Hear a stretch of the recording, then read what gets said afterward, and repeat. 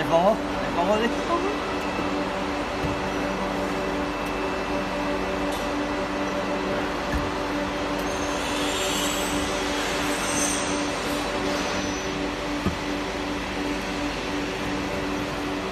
Làm gì này?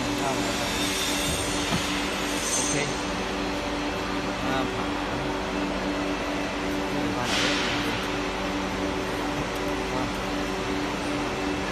Nó là đường đêm rất nhiều rồi đó. Đường đêm rất nhiều rồi. Đây à? Hôm nay là cũng phun cho cái đi mịn đó mà.